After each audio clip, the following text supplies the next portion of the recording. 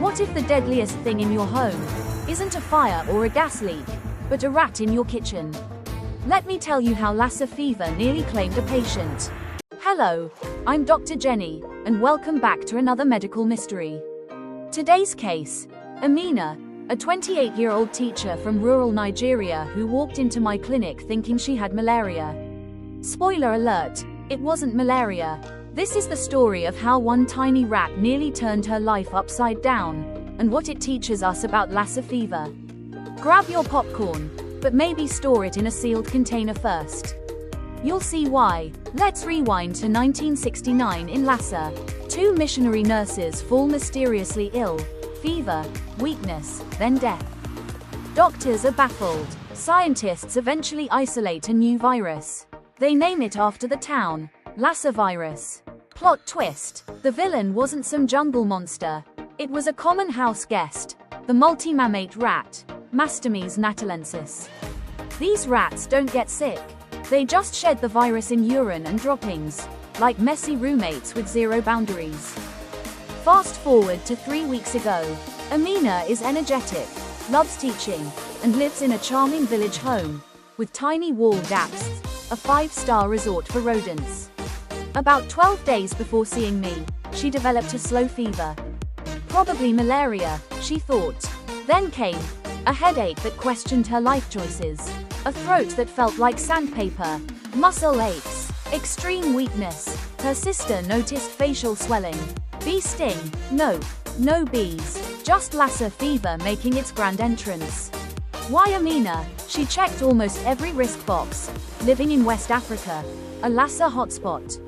Rodent access through wall gaps. Food stored in open sacks. Rat buffet. Dry season, November to April, when rats move indoors.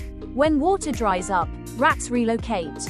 It's basically Black Friday in your kitchen. When Amina arrived, checkmark fever, checkmark severe sore throat, checkmark facial swelling. Her tonsils had white patches, a classic clue. But Lassa mimics malaria, typhoid, even severe strep. We ran RT-PCR, the gold standard test. We checked blood counts, liver enzymes, and kidneys. 2 days later, positive for Lassa virus. Her AST liver enzyme was higher than ALT, a signature pattern. The virus had signed its name at the crime scene. Inside her body, the virus acted like a master strategist. It entered through contaminated food, hijacked immune cells, and spread through her bloodstream. Instead of smashing everything, it confused her immune system. Result: leaky blood vessels, organ stress, fluid where it shouldn't be, falling blood pressure. Think of it as a cyber attack on the body's defense system. We started ribavirin, the antiviral drug that works best early. Amina was on day 14. Not ideal, but we tried anyway. Ribavirin is like that friend who shows up late to help you move.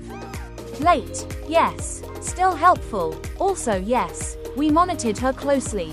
Fluids, oxygen, blood pressure, bleeding signs. It was a careful balancing act. Day 5. Amina said, "Doctor, you sound underwater."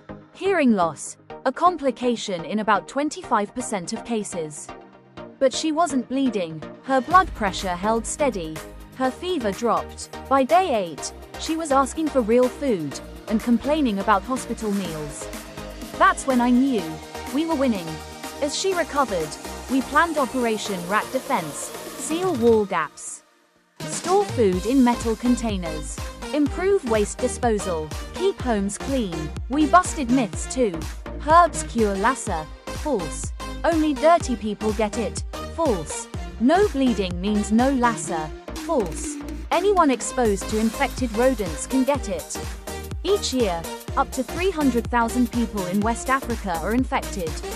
About 80% have mild symptoms, but severe cases can be deadly. 15 to 20% mortality in hospitalized patients. Much higher in pregnancy. There's no widely available vaccine yet. Your best defense: keep rats out, store food safely, seek care early for persistent fever. Amina went home after 3 weeks.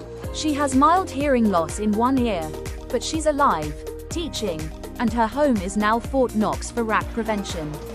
Her message: take those little rats seriously. My message: knowledge saves lives. Seal your food containers, and I'll see you in the next medical mystery.